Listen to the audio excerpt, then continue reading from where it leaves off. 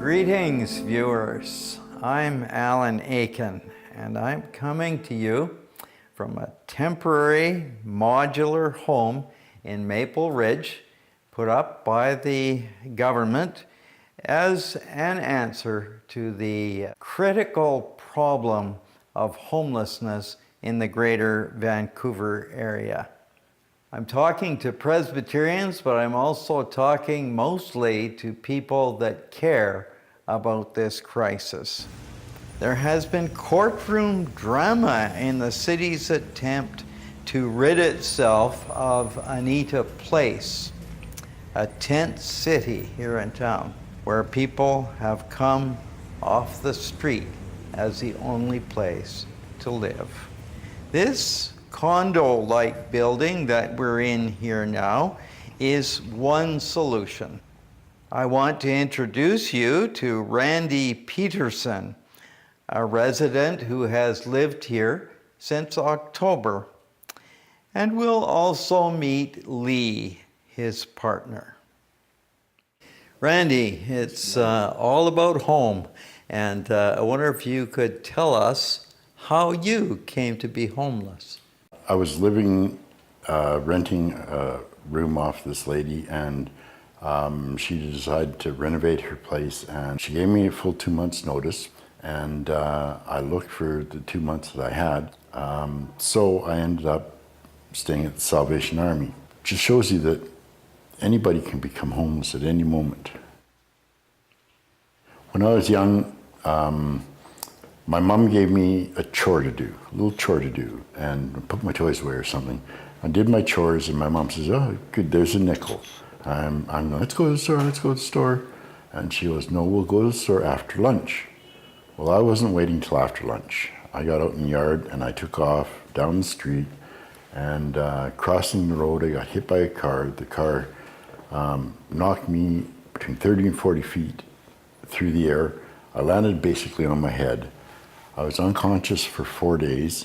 When I woke up, I had lost sight in my left eye, so I have no vision in my left side.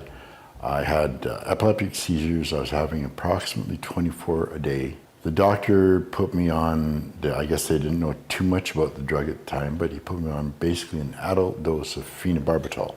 Phenobarb is a very heavy barbiturate, and so from 5 years old, basically I was a drug addict. You hear about drug use and about mental illness and that sort of thing. What are you seeing in the other residents?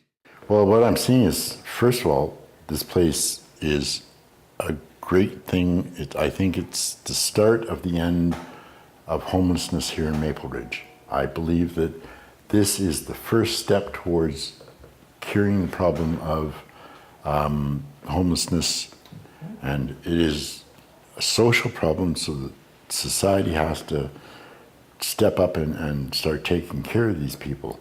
The first change I've noticed is once they know that they have a room and a door that they can close the door and they're safe, they're happier, right? They're much happier here. Drug use, yeah, is a problem here, but I've noticed a lot of the people here are doing less drugs. They're not getting as stoned as often because they have a room, and let's say they want a TV. Well, they go out and have to buy a TV. Well, that's less money for their drugs. But they're buying things to make their life better here. People are happier, they're interacting with each other, they play games in the evening, cards or something in the evening. People are laughing, they're visiting, they're starting to treat each other like neighbors. Very good. Now tell me a little about Housing First. I've heard about Housing First. Well, you got to look at it as Housing First works. A person would be more apt to act like a person if they're treated like a person. And if you have your own place and your own house and a base to operate from, gives you a sense of stability first, and a sense of safety and security too. People underestimate how easy it is for a good working person to fall along the wayside. What the community is trying to do is to give people a second chance to get back on their feet. We're going to try and help you. You've fallen along the wayside. You've fallen. Let's give you some safety as a woman to feel safe, that I can lock a door at night, and give me the chance to find myself again. Tell me, Randy, a little about what the neighbors do and say and think.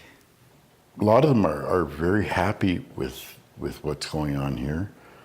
Granted, we do have the occasional bad apple, and they treat it like it's still human warehousing. This is not, believe me, this is not human warehousing. This is, the staff that we have here are fantastic, right?